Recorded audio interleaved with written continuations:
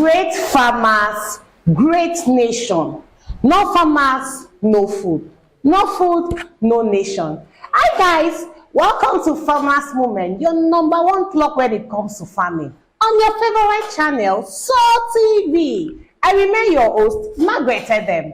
Today we are going to talk on another interesting topic. We are going to discuss on rice processing.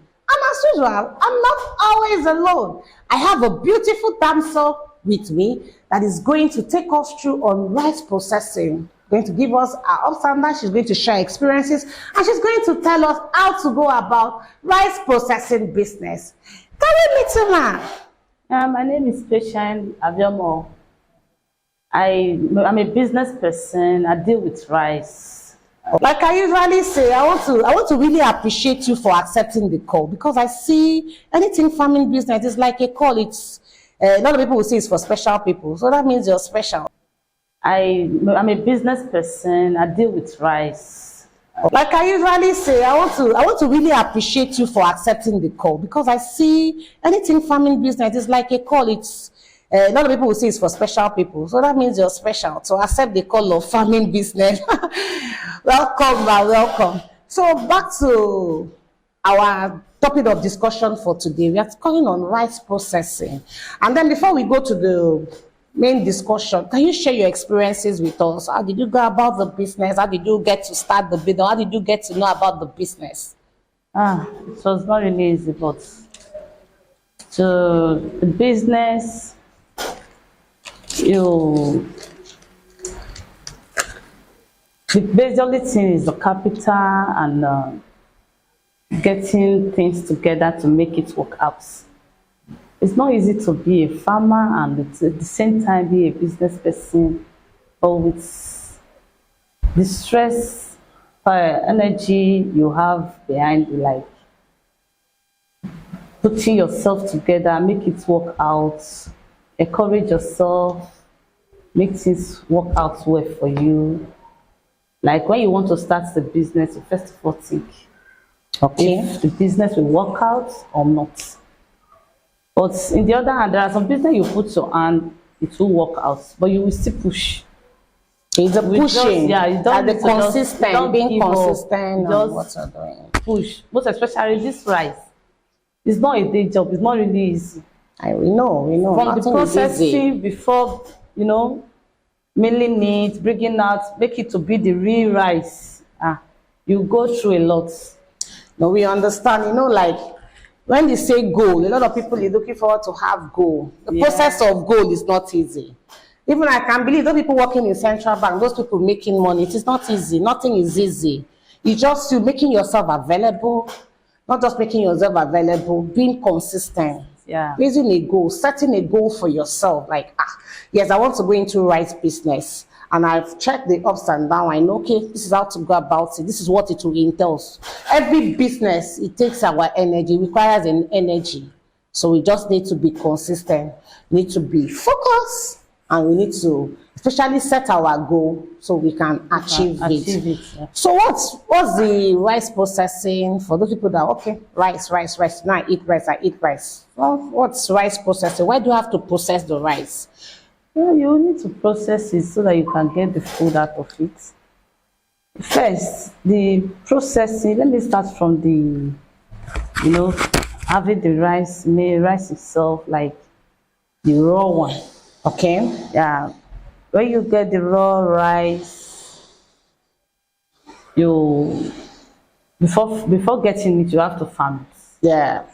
You farm it, then after farming it, get the rice. Then before you go to the processing, like first of all, put it in the pot. There's a big pot to cook it. Yeah. Like it's like a drum. They have different ways of parboiling it. So this one you're talking about the local way of doing it. Not waiting for the big. You get taking it to a big company to go and process it for you. You can do it locally. Most people in the village, you go to the village, you get old women. You see some old women doing it on their own, just to see the rice to eat. Yeah. So by the time you go to factory. Not that you have to go to the factory to make. Sometimes in my place we do pound it. The male rice will come out. So there are different ways. Yeah, there are different ways to do it. So processing it, you first of all put it in the bowl, remove this. When you put it, the main rice will go down. Okay. Then the chaff will come up. Okay. Then you remove those one that there's nothing inside. You remove it from the top. You wash it. After washing it, you transfer it to another pot. So how many pots will they use to process the rice? It's just like, let me call that one a bowl. A bowl, okay. Yes. After washing it, you filter it out of that water. Then you take it to that pot. When you put it inside the pot, you put fire and you have to boil it with the chaff. Okay. On its back. Then you boil it. After boiling it, then you spread it. Okay. Spread it on the floor. Look for like a sack. Spread the sack on the floor. You spread it. Let it dry. I know we usually if you don't have dryer, we are trying to explain the local way of doing it. Yeah. Almost time if you have machine, the machine can do it. But since the Nigeria we have now, everything is not, you can't get everything is not smiling. So you can still do it so that you get what you want without the machine, without the what is it called, the machine to mill it. Then you spread it when it gets dry. When it's dry, then you pack it. Then you'll be checking it to know the stage where it is of the drying. So when it gets dry, you take it. Then before you now started processing it from the local machine. So you like how many times do you need to parboil it? Just once. So you'll be checking it when it's parboiling. You see that the back is like separating itself from the main rice. Does it have a duration? Like how long will okay, so you just check when the back is separating. Yes. So what's the best way to store the rice? After processing it, because the rice have to be very dry. Okay. If it's not dry, before let's say 2-3 days, they will not like it. Okay. So it looks somehow like mucus on it. So when you want to protect it like that, you let it dry. Then you don't need to put it on the floor. Oh, okay. There will be a wood like all this pallets, yes. and so on. Then you before storing the rice inside the bag. So like this way you have explained to us is just very, very easy. That means even the layman in the village can do it. So how come rice is this expensive? What's the cost of why it's expensive? That's why I said earlier, it's not easy. Okay. Because before farming it will take a lot of capital. Before bringing it out from the farm, it will take a lot of capital. Before processing it, it's a lot of money. And everything requires money.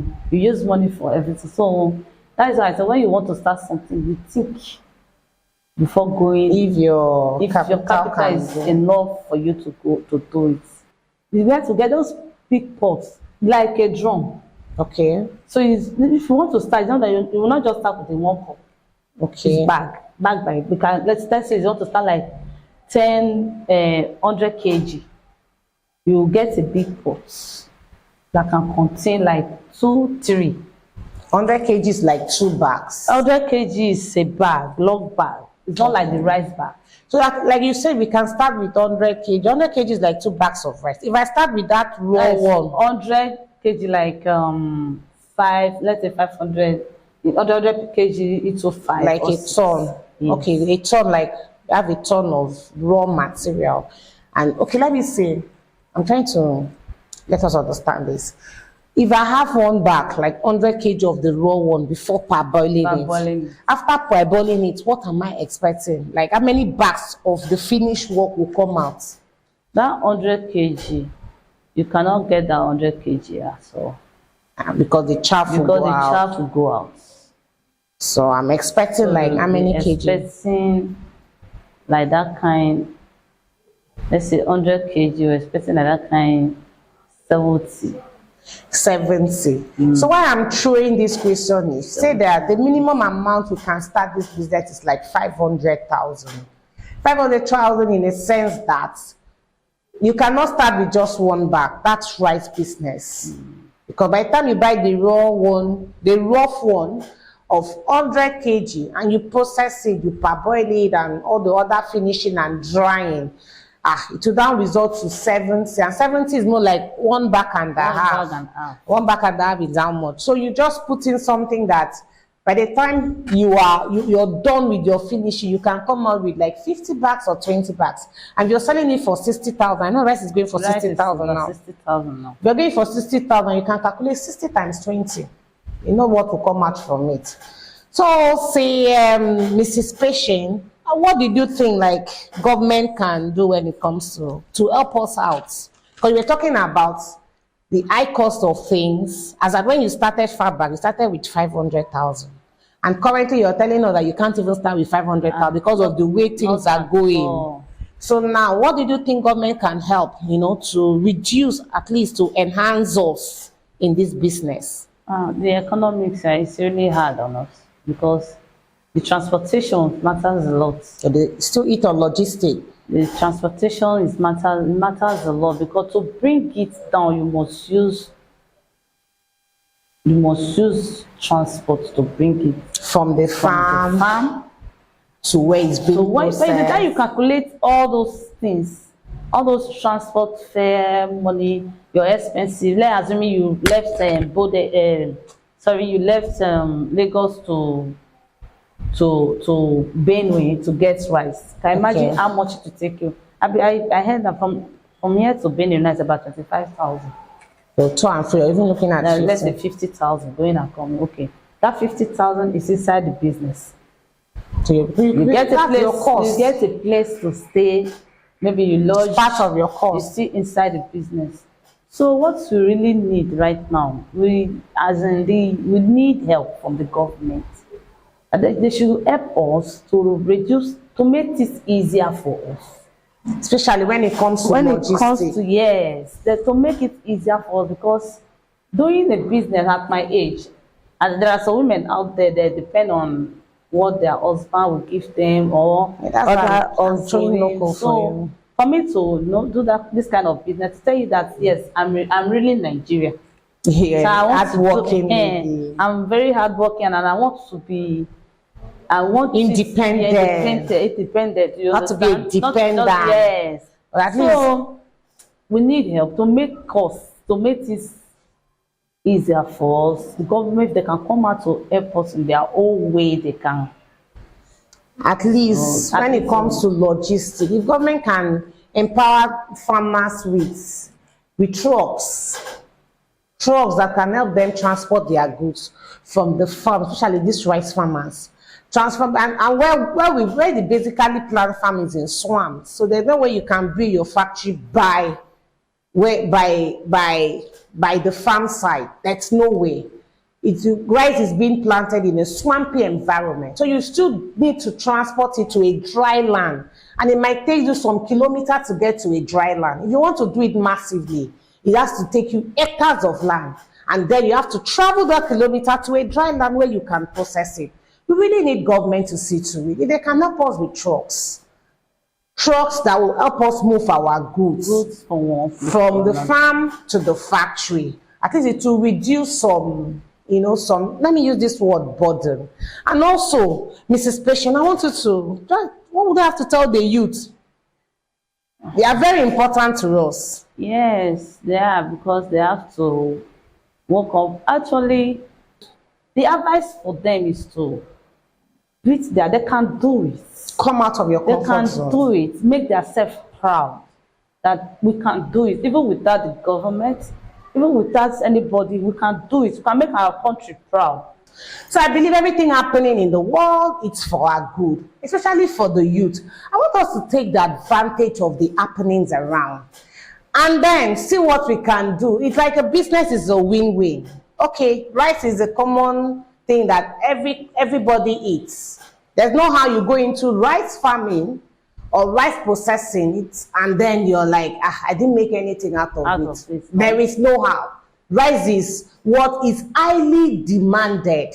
It's highly demanded. Like I said earlier, 90% of the homes all over the world can't do without rice. And we know we have different kinds of rice. So we have different types of rice. We have the long one, we have the short one, we have a father rice, we even have the local one, the one that has sand. So those ones that have sand, they don't even have a lot of long-term or processing, because now you don't need to select the stones, you don't need to break it, you don't need to do other things. You can just follow, okay, I don't really want to stress myself, I want to do the other one that I don't need to break stand. And you know, a lot of people prefer that stand rice. Trust me, I prefer that sunrise though, because that one is has the other test. The only thing that makes us feel like we don't like it is that stone. That stone used to come like traffic in your mouth. Because there's a local machine that can still separate the stone. Oh, Nigeria, we are doing well. Like, we are trying. I don't think there is excuse. We just need the energy from the government to empower us to. I may have to say no to waiting for energy for government, but I'm sorry to say this government cannot do anything to us. I'm still talking to the youth. What is in our hand? We have a lot of fallow lands everywhere. I don't think you walk into a fallow land and say, sir, come, you're not making use of this. Can I make use of this your land in the space of 1 year? And that person will tell you no. So sitting down to wait for government is a no. It's a no. We have our hands. We can come. What is in your hands? Make use of what is in your hands. Make use of what is available. There's a lot of different ways we can take. Like the area we have a lot of swamplands. So you can just make use of. You can just stay in and say, okay, let me plant. Let the processor come and take it. So it takes you the stress off. And planting of rice doesn't take your energy. It's a space of 3 months. And thank God for technology. We have herbicide, we have insecticide that will help you enhance the work. So you don't need to sweat more. You don't need to start breathing very hard. You just go to the field, spray your seeds. In the space of 3 months, you come. That does not mean that you won't check it. You have to check it. We have a lot of other things that will help enhance you. And then you can also be doing every other thing. No? So it's like the Bible will say, there is no excuse, oh man. There's no excuse. We don't have any excuse. So like I said earlier, Farmers Movement is here to sensitize you about what you can do with your spare time. Or you can also go into farming full time. It pays. It worth it. We can beat our shoulder up. It has different advantages. It has its the advantages of it is huge. It's very huge. Well, thank you very much, Mrs. Patient, for your time in Soul TV. It was really a short time with you. Thank you for that high opener. Thank you for letting us know that, yes, rice processing business is a go, that there's a go in rice processing. So looking forward to host you again. Thank you. Wow. It's always a wow come Farmers Moment. Today wasn't exempted. We talked on how to process rice, and it was really a swell time. Our guest today took us through the processing of rice. He told us how to go the ups and downs of rice, and it all circled on consistent. Nothing good come free, they say. So it's in your consistent and in your willingness. Looking forward to see you again next week. Don't forget to follow us on our social media handle, Soul TV. Bye.